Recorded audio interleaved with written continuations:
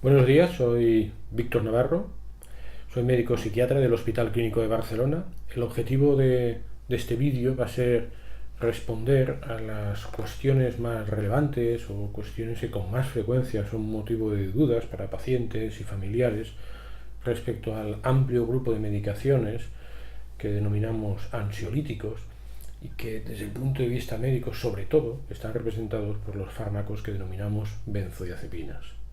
Algunos ejemplos de estas benzodiazepinas son el alprazolam, el tranquimacin, el diazepam, el valium, transilium, orfidal, lorazepam, sedotime, lexatin, etc. En este vídeo, de forma paulatina, de forma ordenada, voy a responder a las siguientes cuestiones. La primera de ellas es ¿para qué sirven? ¿En qué son efectivas? En segundo lugar, ¿para qué no sirven? En tercer lugar, ¿pierden o no eficacia con el paso del tiempo? Siguiente punto que responderé es cuáles son los efectos secundarios más frecuentes de estos fármacos. La sexta pregunta o cuestión será si es posible dejar de tomarlas o si cuando uno ha empezado a tomarlas ya no puede nunca dejar de tomarlas. La siguiente cuestión es ¿enganchan estas pastillas o no? La siguiente cuestión será ¿producen mono? ¿Producen abstinencia cuando se retiran? La siguiente cuestión será ¿por qué son tan criticadas estas pastillas, este tipo de fármacos? Y el último punto que comentaré es si pueden mezclarse con otros productos químicos como es el alcohol o como es el café.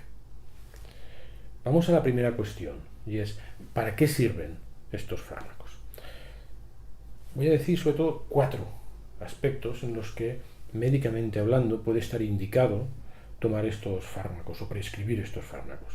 El primero de todos son fármacos muy eficaces para reducir síntomas que en el cuerpo podamos tener y que sean debidos a ansiedad.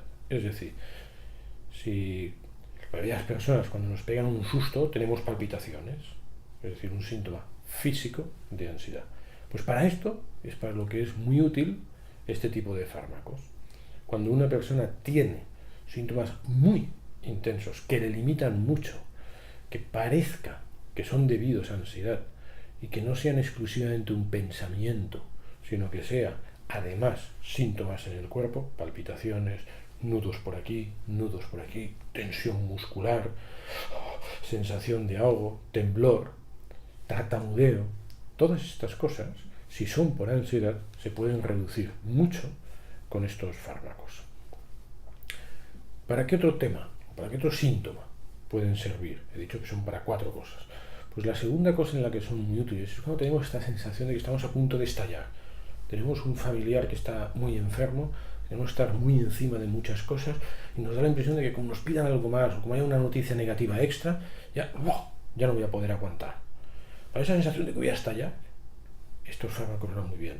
Permiten que uno siga preocupado, pero sin esa sensación de que me voy a descontrolar ya, de que ya no puedo más, que ya me voy a sentir superado y por culpa de esa presión ya no voy a poder tener rendimiento adecuado en lo que me tocaba hacer en este momento duro.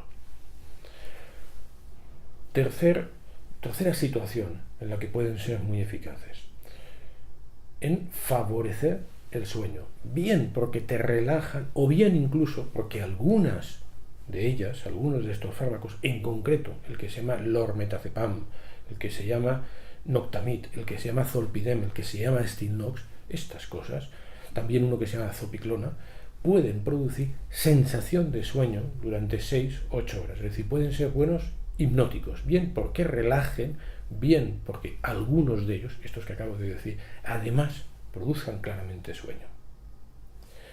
Y un último aspecto, una última situación en la que pueden ser útiles, que más bien es una indicación de traumatología, de neurología, de reumatología, es que son muy buenos relajantes musculares. Cuando interese relajar musculatura, por ejemplo en una tortícolis, por ejemplo en algunas lesiones de espalda, estas medicaciones pueden ser claramente adecuadas. 4 cosas he dicho. Sensación física muy intensa que pueda ser debido a ansiedad, sensación de que ya me voy a sentir superado en un momento dado frente a una noticia extra que me den, frente a un estrés nuevo que me den, yo voy a petar. Tercero, cuando necesito producir algo de sueño. Y cuarto, cuando necesito relajar la musculatura, sea por ansiedad o sea por otras cosas. ¿Para qué no sirven estas medicaciones? Esta es otra cuestión que quería comentar, he dicho antes. Muy importante, nunca debe de darse una benzodiazepina, una antiansiedad, con el objetivo exclusivo de que la cabeza no piense en un miedo. Es decir, si una persona tiene mucho miedo, por ejemplo, a coger un avión, no debemos dar una de estas pastillas para que no tenga miedo. Y otra cosa es que muchas veces facilitaremos esta medicación para que, aunque tengan miedo al entrar al avión, no esté descontrolado, con palpitaciones, sensación de ahogo, me estoy mareando, me caeré. Es decir, puedo conseguir que, aunque el miedo, el pensamiento esté igual, el descontrol de mi cuerpo por culpa de ese pensamiento, por culpa de ese miedo, sea muchísimo, muchísimo más bajo. Evidentemente, si tengo que entrar a un avión con miedo, más síntomas físicos de ansiedad, va a ser todo mucho más difícil que si entro con miedo, pero sin descontrol físico.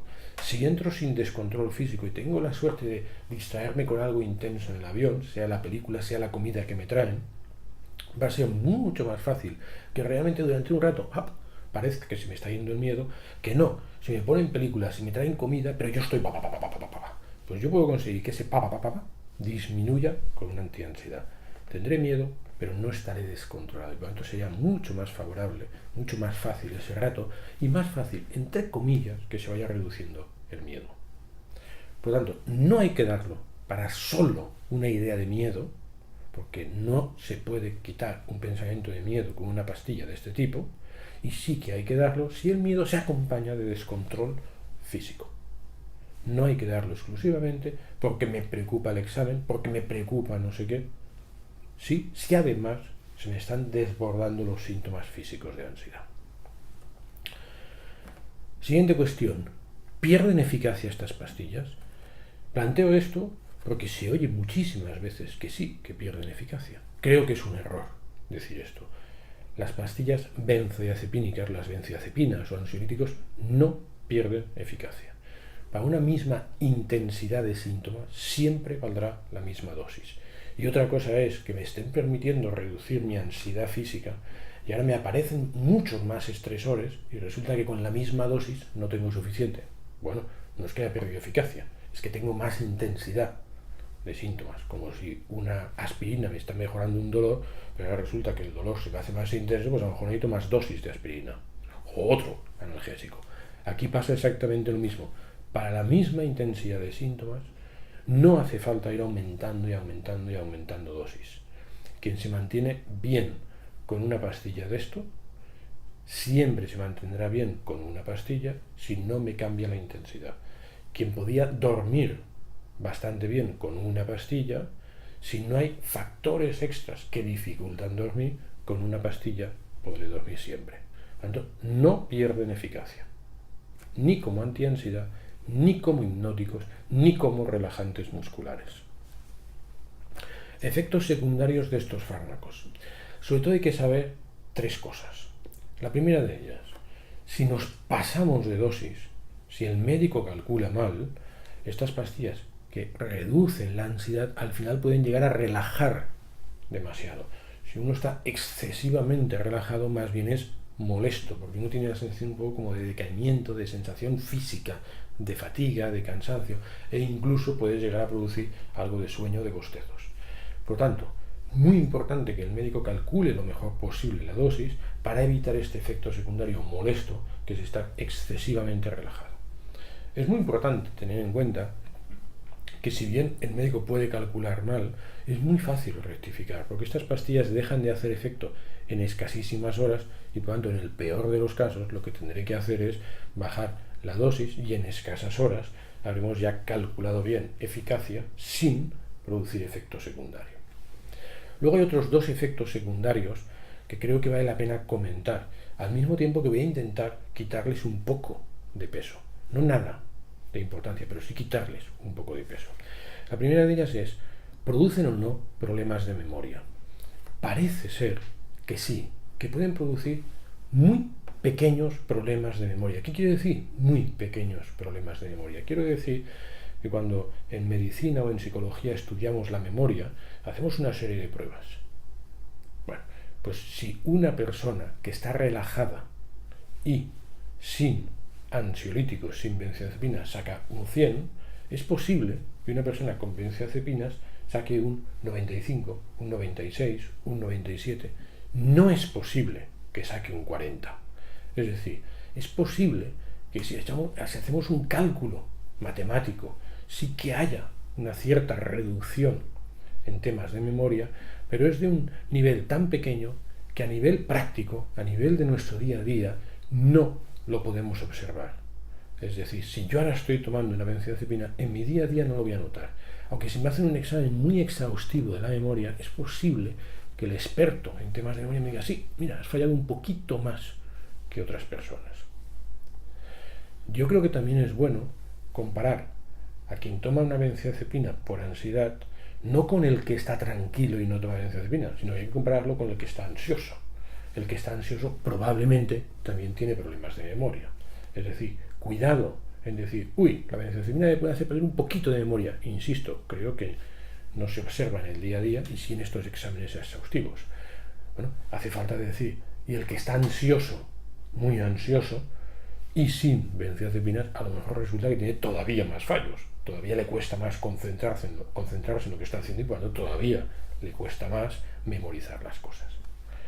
Otro aspecto, otro efecto secundario muy importante. Parece muy claro que cuando se toman benzodiazepinas por la noche, sobre todo si se toman benzodiazepinas con objetivo hipnótico, hemos dicho que, por ejemplo, lormetazepam, noctamid, zopiclona, zolpidem, stilnox, cuidado, seguro que disminuye un poco los reflejos. Por tanto, si a todos nos puede pasar por la noche cuando vamos un poco dormidos, que sea más fácil que nos tropecemos, si uno está con el efecto de las benzodiazepinas, prácticamente seguro que si nos tropezamos, nuestra capacidad para parar la caída sea más baja. Por tanto, en personas de avanzada edad, en las que es especialmente peligroso una caída al suelo, no digo que no haya que poner benzodiazepinas por la noche, pero hay que pensarlo un poco más. ¿Es indispensable o no es indispensable? Cuidado, nuevamente, no solo se trata de ver si la benzodiazepina puede favorecer un poco el riesgo de caída al suelo, también hay que ver qué pasaría si esa persona no duerme por la noche, está ansioso por la noche y se levanta precipitadamente por esa rabia de no poder dormir. A lo mejor en ese caso también hay más riesgo de caída. Por lo tanto, como siempre en medicina, hay que balancear ventajas e inconvenientes del fármaco y ventajas e inconvenientes de no tener el fármaco, pero tener el síntoma intenso. Por tanto, efectos secundarios he dicho, cuidado si el médico se pasa de dosis porque puede producir un poco de sueño, pero es de fácil rectificar simplemente bajando la dosis. Segundo efecto secundario, posibles problemas de memoria, pero creo que de un nivel tan bajo que no es perceptible por el paciente, sí por el examinador, por el psicólogo experto en memoria, que puede detectar que hay una cierta disminución de la memoria. Y el tercer aspecto, sobre todo aplicable en personas de la tercera edad en las que el riesgo de caída es elevado por si se hacen daño al caerse, tener en cuenta un poquito este factor favorecedor de las caídas, no por favorecer directamente la caída, sino por reducir los reflejos del individuo. Otro aspecto, si tomo estos fármacos, ¿podré dejar de tomarlos? Siempre se dice que no, que costará mucho dejarlos. Yo creo que es un error este planteamiento tan pesimista o negativo. Yo diría que quien ha tomado o quien está tomando una benzodiazepina por una ansiedad puntual que ha tenido, es decir, si yo soy una persona no especialmente ansiosa y por una situación muy bestia en el trabajo que tengo, ahora estoy durmiendo peor y me estoy tomando durante una semana, 2 semanas, una benzodiazepina, en el momento que la situación estresante haya cesado, yo me podré quitar la benzodiazepina sin ningún problema. Lo que pasa es que muchas veces cuando una persona toma benzodiazepinas no es por un hecho puntual, muchas veces es por un hecho crónico, por una situación económica muy dura, una situación de salud muy dura, una situación familiar muy dura, e incluso hay veces que no es por un estresor crónico, sino porque uno es muy ansioso. Es decir, hay muchas veces que ponemos estas pastillas no para un hecho puntual, sino para un hecho crónico. Si el hecho es crónico, si el síntoma es crónico, hombre, en principio no es que no podamos quitar esta pastilla, sino que si quitamos la pastilla vuelve a aparecer el síntoma. Es decir, exactamente igual que yo con estas gafas. Claro, si tengo una miopía crónica, hombre, hasta que no me arregle la miopía, sí, voy a ser dependiente, entre comillas, de estas gafas. Si estoy utilizando estas pastillas para un síntoma crónico, porque yo soy ansioso o porque tengo un estresor bestia crónico, bueno, pues voy a estar mejor con esta pastilla durante mucho tiempo que sin esta pastilla. No creo que sea correcto decir que producen dependencia, no. Es que tienes un síntoma crónico y esto es una pastilla que se utiliza como un parche, como un tapar el síntoma hasta que desaparezca el síntoma. Si el síntoma desaparece después de 20 años, porque el estresor ha desaparecido en 20 años, pues sí, durante 20 años estaremos mejor sin la pastilla. Si quitamos la pastilla, no es que se intensifique mucho más la ansiedad que antes de la pastilla, no, se pone al nivel de antes de la pastilla porque el estresor sigue como antes de la pastilla. ¿Pueden enganchar estas pastillas? La respuesta es muy clara. Sí, pueden enganchar. Yo creo que es importante tener en cuenta que al ser humano le pueden enganchar todas aquellas cosas que produzcan relajación brusca o alegría brusca. Es decir, todo aquel producto químico o cosas de alrededor nuestro, por ejemplo, una máquina tragaperras que pueda producir relajación o alegría de forma inmediata, tiene riesgo de abuso. Y otra cosa es, todo el mundo tenemos capacidad para ser abusadores, todos somos susceptibles de ser abusadores de cosas. Es decir, hay que estar preocupado porque todos nos podemos enganchar a una máquina tragaperras. Lo mismo podríamos decir con el vino. Evidentemente el vino puede relajar y dar un toque de alegría de forma brusca. ¿Todos nos podemos enganchar al alcohol? Yo creo que es bueno partir de esta idea. Sí que existe riesgo de abuso con la máquina tragaperras, con el alcohol, con una benzodiazepina. A partir de ahí, ¿todos nos vamos a enganchar? Creo que no.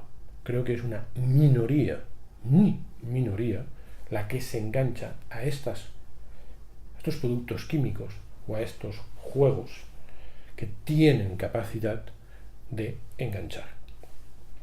El grandísimo problema que tenemos en medicina es que no podemos saber con seguridad quién tiene ese riesgo. Ahora doy una opinión personal, no está demostrado lo que estoy diciendo. Aquellas personas bastante inseguras, aquellas personas que toleran muy mal encontrarse mal y aquellas personas que son muy impulsivas, sobre todo si hay estos tres factores, probablemente hay que tener mucho cuidado a la hora de ofrecer una benzodiazepina, a la hora de ofrecer alcohol, a la hora de ofrecer una máquina tragaperras.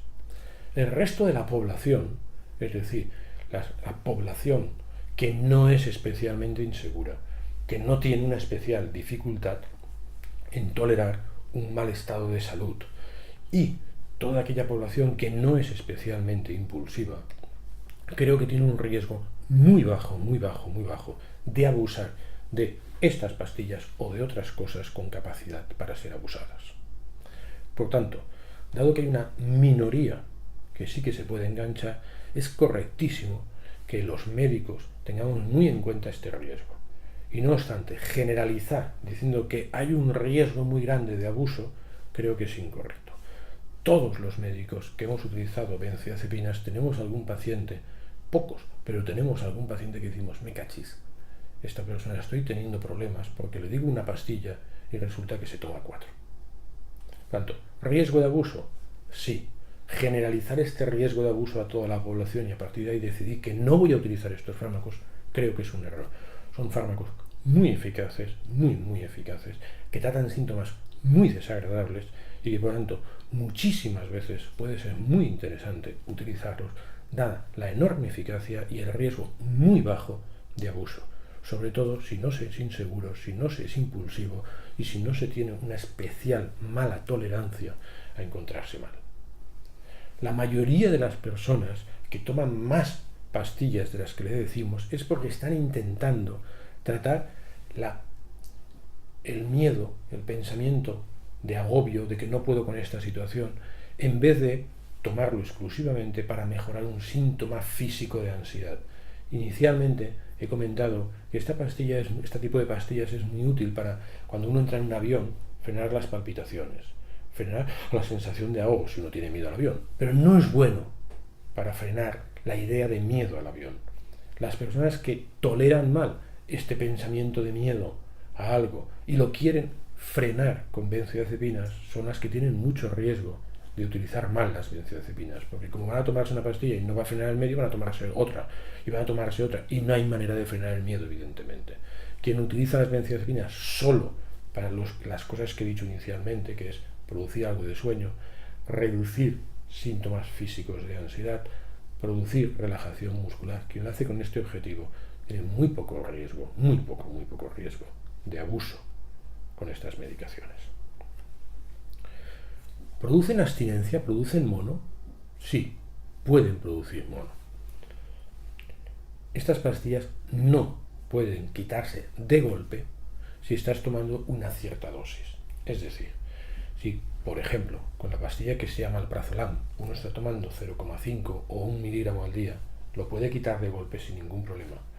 Si ha desaparecido la ansiedad de base, lo quitas y no pasa nada. Cuidado, si lo estás quitando cuando todavía sigue el síntoma, como yo con la miopía, si quito las gafas, hombre, no es que me tenga un mono, no es que tenga abstinencia, sino que tengo el síntoma de base y por lo tanto cuidado, porque me va a aparecer otra vez los problemas de vista.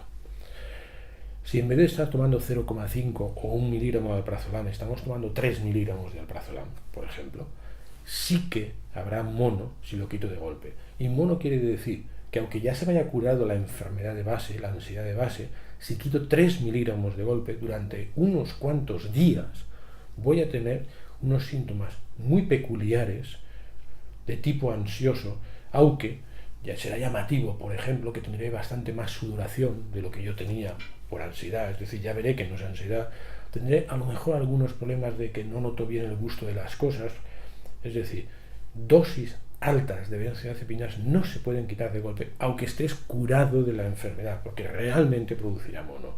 De tal manera que si uno está con 3 miligramos de alprazolam, pues a lo mejor le decimos, oye, quítate medio miligramo cada 3 o 4 días. No hace falta estar 2 años para quitárselo, se puede quitar bastante rápido, pero no de golpe, porque sí que puede haber síndrome de abstinencia o mono, o como le queramos llamar.